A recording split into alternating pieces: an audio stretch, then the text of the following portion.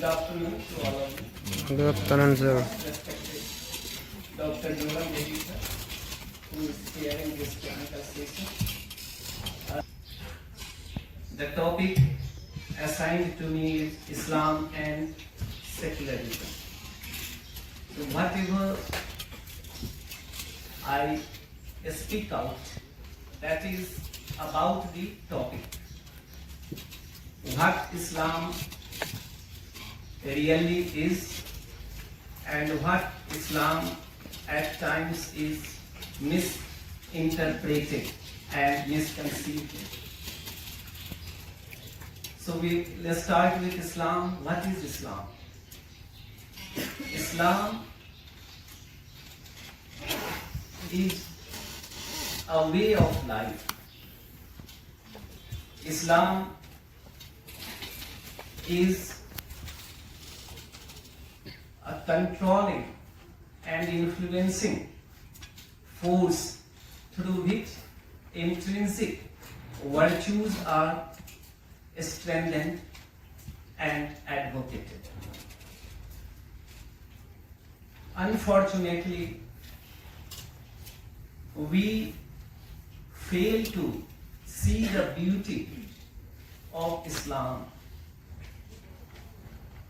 its peaceful way of life, its complete submission to God, and its commitment to the commandments of God, Lord, the Creator, that has created this beautiful world, and to all of us. And the followers of Islam, often called Muslims, Mohammedans, or Muslims, on this planet, the believers of Islam has majority population in more than 57 countries of the world, and their population is just next to Christians at 1.9 billion. We have to analyze it. Islam nowhere preaches or teaches violence in any form.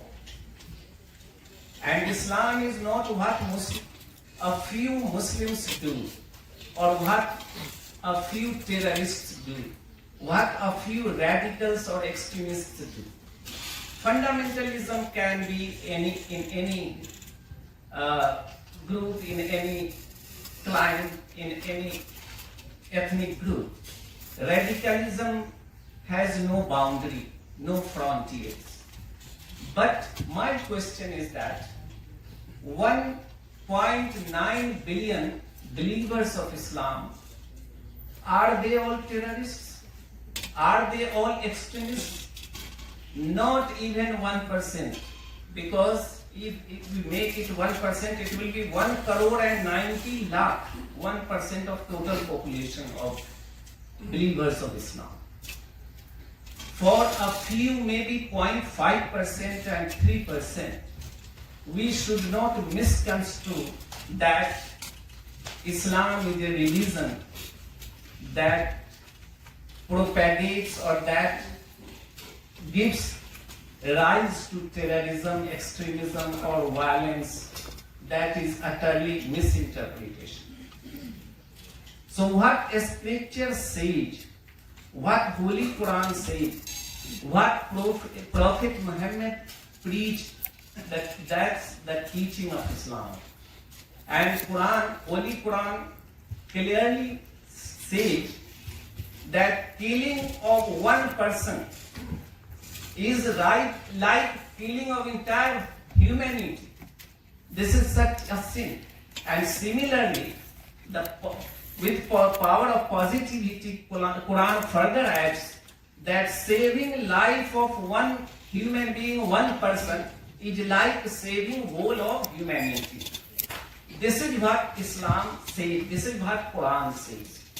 I again reiterate that Islam is not what a few extremist groups or terrorist groups do. Islam is what our scripture, Holy Quran says.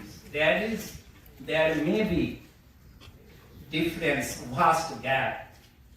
If we put the number of all extremists and terrorists, it won't exceed even 5 lakh or 7 lakh. But the population is 1.9 billion. So it's not even 0.2%, 0.3%. So we have the majority countries in the world out of 57, and again let me also share with the August gathering here that there are 22 countries with majority of Muslim populations, and they don't advocate for Islamic states. They don't. Even Quran has nowhere mentioned that there should be Islamic state. Prophet nowhere said that there should be Islamic state.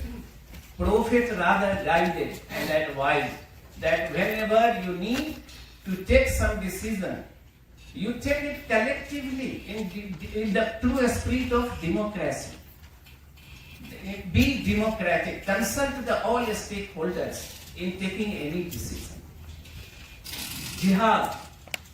There is never and there won't be that situation like jihad. But some people, radicalist extremists, and their number is quite negligible. Quite negligible compared with the vast population of 1.9 billion. And they have their own vested interest, or they may be misguided, or they may be misinterpreting the scripture. Nowhere in the scripture it is written that you hurt anyone, or you kill anyone, or you harm anyone.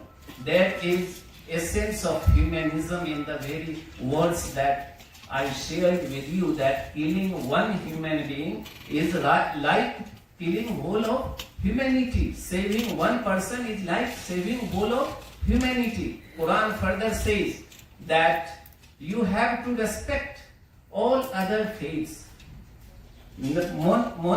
Monotheistic belief, and then you don't impose yourself on others, respect others' viewpoints, accommodate others' opinion. So we should read Quran to know Islam. We should see the life of Prophet to know true Islam. Let me cite one example about tolerance of our Prophet Muhammad.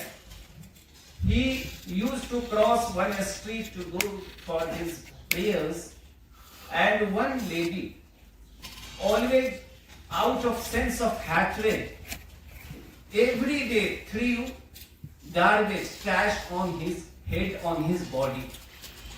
One day, it so happened that Prophet was crossing, and the lady could not throw the garbage on his body. Then the Prophet inquires about it. What happened today? That lady has not thrown the garbage or the trash on my body. Then the neighbor of that lady said, today she is unwell. She is sick. The Prophet goes to her house and asks her well-being. And then he, in her presence, praise to Lord, praise to God, praise to Creator for her healing, that, oh God, forgive her and let her be blessed with sound health. Let her recover. Please bless her. This is the tolerance of Prophet Muhammad. If a few or some hundreds or thousands or even a few lakhs Dr. Khan, believers don't, please continue. Yeah, okay, sir. Thank you so much. So, secularism and Islam, on this, just 1 minute, I will take because I am taking much time. So, this is the example of tolerance that I cited, the brief story. In Islam, there has been different sects like Shias, Sunnis, Then again, within Sunnis we have Deobandi, Barelvis, even they among themselves have different opinions, different forces. The radical Islam that is hardly believed by a few lakhs out of 1.9 billion, or the extremists or terrorists with a few groups, the members, they should not be misconstrued as the real Islam. The real Islam is one that teaches the lesson of peace, harmony, Sohar. So let us read and understand Islam as a religion, as way of life for spreading the fragrance of peace, harmony and happiness. Thank you so much.